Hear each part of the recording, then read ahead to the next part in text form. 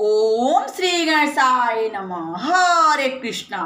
राधे राधे। मैं कुसुम सिंह छत्राणी आप सभी का अपने चैनल शिव शक्ति में हार्दिक स्वागत करती हूँ।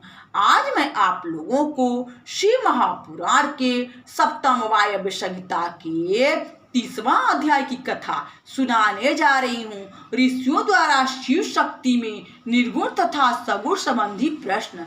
ऋषि बोले, यह तो बड़ा ही विचित्र ग्रहण योग्य और गहन चरित्र आपने कहा, जो देवताओं के भी जानने में अशक्य और हमारे मन को मोहित कर लिया है। शिवा शिव के इस तत्व ज्ञान में तो कहीं भी त्रुटि नहीं ज्ञात होती और जिनका चरित्र तो विशेषकर प्रकृति भाव संभव है। यद्यपि वे ब्रह्मादि लोकों की उत्पत्ति, पालन और प्रलय के कारण है, तथापि अनुग्रह प्राप्त शिव के वशवर्ती हैं और उनका यह ऐश्वर्य किसी के अधीन भी नहीं है। यही उनकी स्वतंत्रता का घोतक है। तब यह मूर्तिमान कैसे होते हैं? फिर जब वे जगत के कारण है तो उनकी स्वतंत्र मूर्ति कैसे हुई? और मूर्ति में कार्य होने के बिना कारण उसकी सिद्धि कैसे हुई? क्योंकि उनके लिए तो सर्वत्र निर्गुण भाव ही कहा है, दूसरा नहीं। तब उन एक ही में निर्गुण और सगुण दो भाव कैसे स्थित हो गए? जब वह परमात्मा स्वभावतः निर्गुण है, तब स्वभाव के विपरीत वह सगुण कैसे हो गया? यदि उस स्वतंत्र की इच्छा स्वभावतः विपरीत हो जाए तो वह ईशान अपने नित्य स्वरूप को अनित्य क्यों नहीं करता? इससे ज्ञात होता है कि वह मूर्ति वाला सगुण शिव निर्गुण शिव से कोई अलग है, जिस शिव के सब कुछ अधिष्ठित है। यदि कहीं वह इनकी मूर्ति हो जाएगी तो उस मूर्ति में वह मूर्तिमान पतंत्र हो जाएगा। फिर निष्पेक्ष की कल्पना मूर्ति कैसे हो सकती है? मूर्ति के साध्य फल की इच्छा से ही मूर्ति का स्वीकार होता है, और यदि स्वेच्छा धारण करे तो परतंत्रता नहीं, क्योंकि पुरुष की इच्छा कर्मानुसारण ही होती है। ब्रह्मा से 50 पर्यंत स्वेच्छा शरीर धारण और त्याग में समर्थ है, तब क्या वे कर्म के वशवर्ती हैं? देह का निर्माण तो ऐन्द्रजालिक है। अणिमा आदि गुणों के वशीकार से युद्ध करते हुए दक्षिण ऋषि के साथ विष्णु ने विश्व रूप धारण किया था, परंतु परमात्मा शिव का आश्रय तो सबसे महान है। यदि शरीर धारण करे तो वह अन्यों के समान हमको भी विदित होगी, क्योंकि वे शिव जी के परम कारण और सबके अनुग्रह करता हैं। तब वह सब देवताओं के अनुग्रह करता कैसे होंगे? ब्रह्मा का 5वां सिर तो देवों ने काटा था, जो किसी कल्प कथा में कहा गया है, और पुत्र होकर भी उन्होंने शिव की निंदा की। यह उनकी कुमति और हर्ष था। विष्णु के नरसिंह रूप को सरब रूप से उन्होंने ही शांत किया।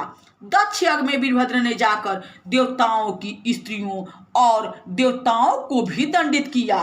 क्षण मात्र में ही उन देवाधिदेव ने त्रिपुर दैत्य सहित उसके पूर्ण परिवार को नेत्राग्नि का ईंधन भस्म कर दिया। प्रजारंजन के भाव से स्वयं रतिपति कामदेव को भस्म कर दिया। उसी शिव ने जलंधर को त्रिशूल से मार दैत्यों के कुल को दया रहित हो नष्ट कर दिया, और अंधकासुर को भी त्रिशूल से मारा। उन्होंने ही कर्ण से काल रूपा स्त्री उत्पन्न कर दारुक को मारा, और गौरी की त्वचा से कौशिकी को उत्पन्न कर शुभ निशुंभ को युद्ध में मरवा दिया, तथा तारकासुर को स्वयं ही मारा। तब कहीं वे मद्राचल की गुफा में गए और वहां जाकर विहार किया कि जिनके आघात से पृथ्वी को रसातल में प्राप्त स्थिति कर दिया। और इस प्रकार कितने उलटफेर करके बहुत दिनों बाद उन्होंने एक बालक कुमार को उत्पन्न किया, और जिसका दर्शन करने स्वयं शिव जी वहां गए। विवशो देवी सहित उसे गोद में बैठाया। देवी ने अमृत के समान दूध पिलाया और उन्हें जगत का उपकारी बनाया। जब इतना सब कुछ करके भी वे देव देवी न हुए, तब इंद्र ने सम्मति करके देव सेना का सेनापति कराया।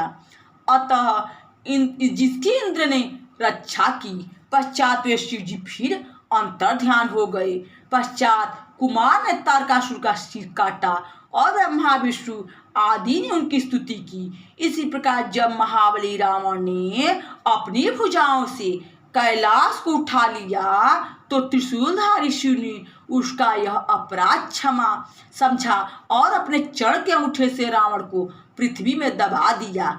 और जब उनका भक्त ब्रह्मचारी मार्कंडेय आयु हुन मरने चल लगा तो उसे दौड़कर शिव ने बचाया। इत्यादि उनके ये सभी कर्म तो अंग संचालक है, फिर उन्हें निर्गुण कैसे कहा जाए?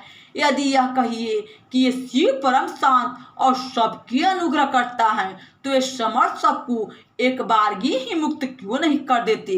यदि यह कहिए कि प्रारब्ध रहते कैसे मुक्त हो सकते हैं तो दुख के आने पर कर्मों का कारण ही ईश्वर प्रदत्त ही होता होगा।